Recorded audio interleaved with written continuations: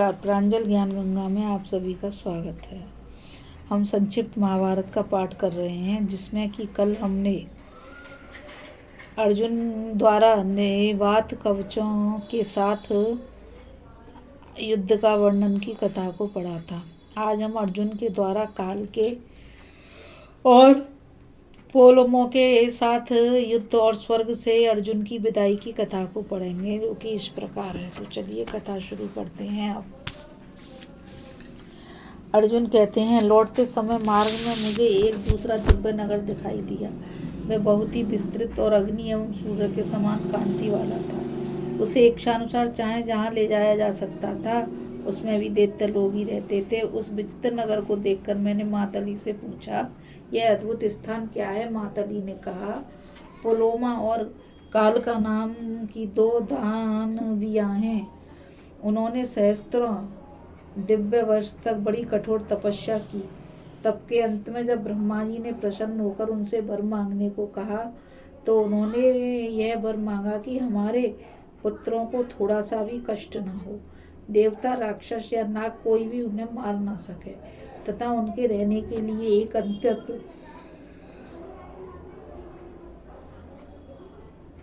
एक अत्यंत रमणीय और प्रकाशपूर्ण और आकाशचारी नगर हो। तब ब्रह्मा जी ने कालका के पुत्रों के लिए सब प्रकार से रत्नों से सुसज्जित, देवताओं के लिए भी अजय, सब प्रकार के अविष्ट भोगों से पूर्ण तथा रोग शोक से रहित यह नगर तैयार किया। इसे महर्षि, यक्ष, गंधर्व, नाग, असुर या राक्षस कोई भी नहीं जीत सकते। यह नगर आकाश में भी उड़ता रहता है। इसमें कालका और पुलोमा के पुत्री रहती हैं। ये लोग सब प्रकार के उद्वेग और चिंता से दूर रहकर बड़े आनंद से इसमें निवास करते हैं। कोई भी देवता इन्हें जीत नहीं सकता। ब्रह्मा ने इनकी मृत्यु मनुष्य के हाथ ही रखी है। अतः तुम वज्र द्वारा इन दुर्जय और महाबली दैत्यों का भी अंत कर दो। तब अर्जुन कहने लगे, मैंने प्रसन्न होकर मातली से कहा, अच्छा तुम अभी मुझे इस नगर में ले चलो। जो दुष्ट देवराज से द्रोह करते हैं मैं उन्हें अभी तहस नहस कर डालूंगा। मातली तुरंत ही मुझे उस सुवर्ण में नगर के पास ले गया। मुझे देखकर वे दैत्य कवच धारण कर रथों में सवार हो बड़े वेग से मेरे ऊपर टूट पड़े और अत्यंत क्रोध में भरकर मेरे ऊपर नालिक, नाराज, भाले, शक्ति, सृष्टि और तोमरों से वार करने लगे। तब मैंने अपनी अस्त्र विद्या के बल से भीषण बाण वर्षा कर उनकी शस्त्र वृष्टि को रोक दिया और उन सबको मोहित कर दिया, जिससे वे आपस में ही एक दूसरे पर प्रहार करने लगे। उनकी इस मुग्धावस्था में ही मैंने अनेकों चमचमाते हुए बाण छोड़कर सैकड़ों के सिर काट डाले। जब वो उनका इस प्रकार नाश होने लगा तो फिर अपने नगर में ही घुस गए और माया द्वारा उस पुरी के सहित आकाश में उड़ गए। तब दिव्यास्त्रों के द्वारा छोड़े हुए सर्व समूह से मैंने दैत्यों के सहित उस नगर को घेर लिया। मेरे छोड़े हुए लोहे के बाण सीधे पार निकल जाने वाले थे। उनसे टूट फूट कर वह दैत्यों का नगर पृथ्वी पर गिर गया। फिर तो मुझसे युद्ध करने के लिए उनमें से 60,000 रथी क्रोधित होकर मेरे ऊपर चढ़ाए और मुझे चारों ओर से घेर लिया, किंतु मैंने पहने पहने बाण छोड़कर उन सभी को नष्ट कर दिया। थोड़ी ही देर में समुद्र की लहरों के समान एक दूसरा दल चढ़ाया। तब मैंने यह सोचकर कि मानवीय युद्ध से इन पर विजय पाना कठिन है, धीरे धीरे दिव्य अस्त्रों का प्रयोग आरंभ कर दिया। किंतु वे दैत्य रथी बड़े ही विचित्र योद्धा थे। वे मेरे दिव्य अस्त्रों को भी काटने लगे। तब मैंने देवादि देव श्री महादेव जी की ही शरण ली और सब प्राणियों का कल्याण हो ऐसा कहकर उनका सुप्रसिद्ध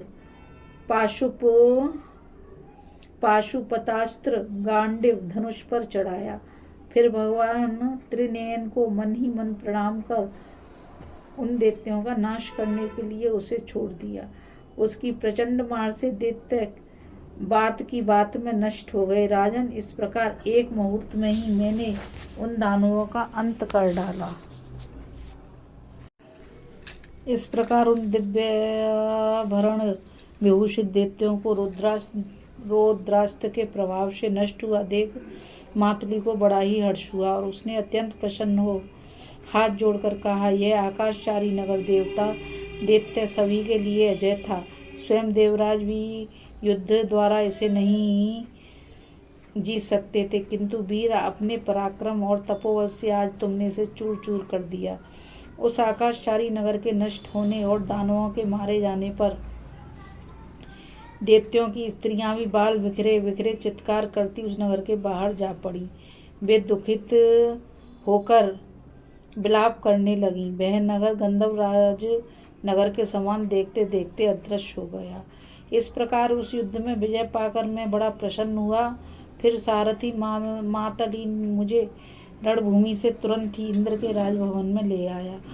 वहां पहुंचने पर मातली ने हिरण्य नगर के पतन, दानवी मायाओं के नाश और रण दुर्मुद निवात कवचों के वध आदि सभी वृतांतों को ज्यों का त्यों सुना दिया। वह सब समाचार सुनकर महाराज इंद्र बड़े प्रसन्न हुए और उन्होंने ये मधुर वचन कहे, पार्थ, तुमने संग्राम में देवता और असुरों से भी बढ़कर काम किया है। मेरे शत्रुओं का संहार करके तुमने अपनी गुरु दक्षिणा भी चुका दी है। अब देवता, दानव, यक्ष, राक्षस, असुर, गंधर्व तथा पक्षी और नाग सभी के लिए तुम युद्ध में अजय हो गए हो। अतः तुम्हारे बाहुबल से जीती हुई वसुंधरा पर कुंती नंदन धर्मराज युधिष्ठिर निष्कंटक राज्य करेंगे। तुम्हें सभी दिव्यास्त्र प्राप्त हैं, इसलिए भूमंडल में कोई भी योद्धा तुम्हारा पराभव नहीं कर सकेगा। बेटा, जब तुम संग्राम भूमि में खड़े होगे तो भीष्म, द्रोण, कृप, कर्ण, शकुनी और अन्य सब राजा तुम्हारी 16वीं कला के बराबर भी नहीं होंगे। फिर राजा इंद्र ने मुझे शरीर की रक्षा करने वाला यह दिव्य अभेद कवच और सोने की माला प्रदान की। साथ ही उन्होंने यह देवदत्त नामक शंख भी दिया, जिसकी आवाज़ बहुत ऊंची है, और यह दिव्य किरीट तो स्वयं अपने हाथ से मेरे मस्तिष्क पर रखा। इसके बाद उन्होंने यह बहुत ही सुंदर दिव्य अस्त्र और आभूषण भी मुझे प्रदान किए। इस प्रकार इंद्र से सम्मानित होकर मैं वहाँ गंधर्व कुमारों के साथ बड़े आनंद पूर्वक रहा। वहाँ मेरे 5 वर्ष बीते। एक दिन इंद्र ने मुझसे कहा, अर्जुन, अब तुम्हें यहाँ से जाना चाहिए। तुम्हारे भाई तुम्हें याद कर रहे हैं। इससे मैं वहाँ से चला आया और आज इस गंधमादन पर्वत के शिखर पर भाइयों सहित आपका दर्शन किया। युधिष्ठिर बोले, धनंजय, हमारे लिए बड़े सौभाग्य की बात है कि तुमने देवराज इंद्र को अपनी आराधना से प्रसन्न किया और उनसे दिव्य अस्त्र प्राप्त किए। पार्वती देवी के साथ ही भगवान शंकर का तुम्हें प्रत्यक्ष दर्शन हुआ तथा तुमने उन्हें अपनी युद्ध कला से संतुष्ट किया। यह तो और भी आनंद की बात है। तुम लोकपालों से भी मिले और कुशल पूर्वक पुनः मेरे पास लौट आए। इससे आज मुझे बड़ा सुख मिला है। अब तो मैं ऐसा समझता हूँ कि मैंने यह संपूर्ण पृथ्वी जीत ली और धृतराष्ट्र के पुत्रों को भी अपने अधीन कर लिया। अर्जुन, अब मैं उन दिव्य अस्त्रों को देखना चाहता हूँ जिनसे तुमने वैसे बलवान निवात कवचों का वध किया है। युधिष्ठिर ऐसा कहने पर अर्जुन ने देवताओं के दिए हुए उन दिव्य अस्त्रों को दिखाने का विचार किया।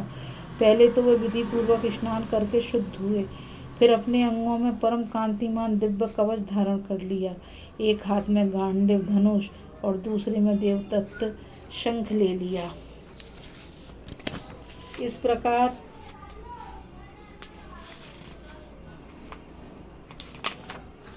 वीरोचित भेष से सुशोभित हो महाभाव अर्जुन ने उन दिव्यास्त्रों को क्रमशः दिखाना आरंभ किया।